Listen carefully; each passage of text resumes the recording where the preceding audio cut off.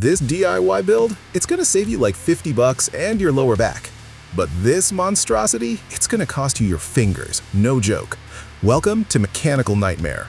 Today, I'm showing you how garage geniuses turn scrap into gold, and how one dumb internet life hack can send you straight to the emergency room. Let's get into it. Usually, homemade car lifts look like a pre-signed death certificate, but this project, honestly, it actually looks solid. Anyone who's wrenched in a garage knows the struggle. No inspection pit, no headroom, and jack stands get in the way. Enter the collapsible ramp. Jack it up, lock it on stands, do the job, fold it against the wall. Sounds perfect. The mechanics using a bottle jack as a lever that tucks away is brilliant. The weight ends up resting on rigid steel supports, not hanging on the hydraulics. But even here, there is a hidden trap that 90% of DIYers miss. The weak point is lateral stability. The left and right runners are doing their own thing. Picture this, you're reefing on a seized bolt, you shove the wrench sideways, and the whole thing could just fold on you out of nowhere. How do we make this 100% safe? The main fix, add removable cross braces. Connect the two sides with a rigid pipe so they act as one solid frame. Then it won't tip.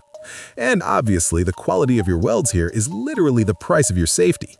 With those cross braces, I'd actually use this, but be honest, would you actually trust it? From genius to questionable. Here's a case of great skills, terrible idea. A drill press made from a car jack and a bike chain. Freehand drilling is always a gamble, the bit walks. A shop press costs money, but an old jack is free. So, combine them and live happily ever after, right? Visually, it's straight out of Cyberpunk 2077. Chain drive, jack feed, the guy spent hours welding and fitting. It moves, but you can't cheat physics. The problem is that a scissor jack has slop in every single joint. It's built to lift a car, not to be a precision lever. As a result, the drill bit wanders all over the place. It's insanely wobbly.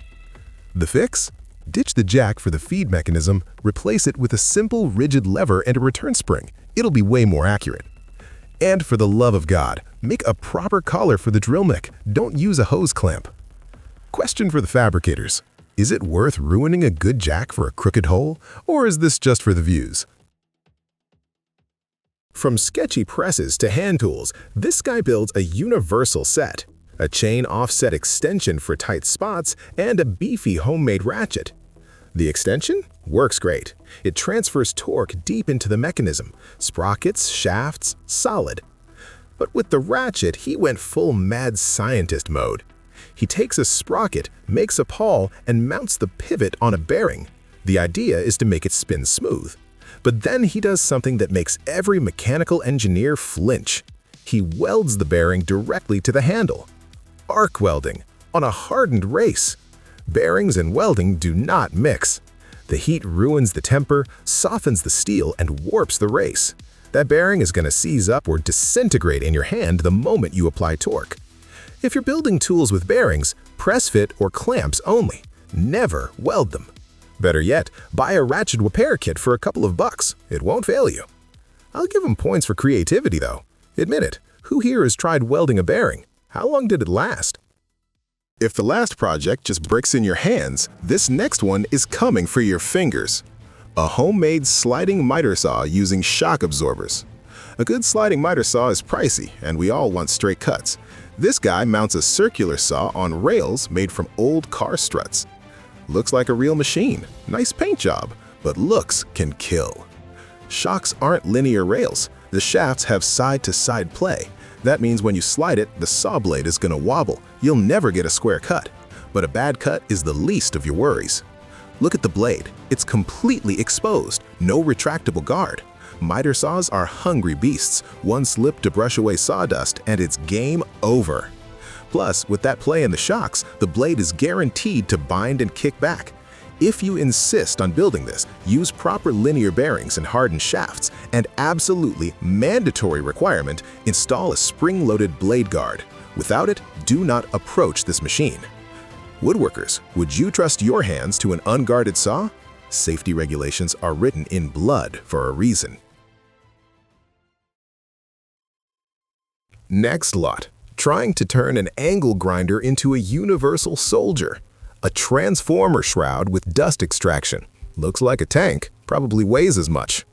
Dust control is great, sure. The builder welds a massive enclosed box, but the execution. You have to undo 10 bolts just to change the disc, but that's annoying. What comes next is terrifying.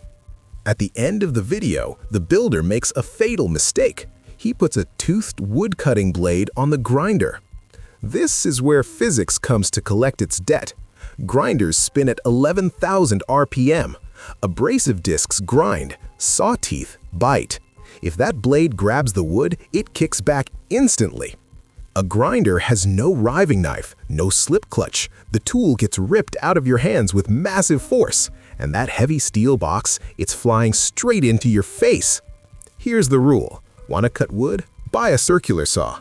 Want dust extraction? Get a plastic shroud. But never, and I mean never, put a toothed blade on an angle grinder. That is a one-way ticket to facial reconstructive surgery.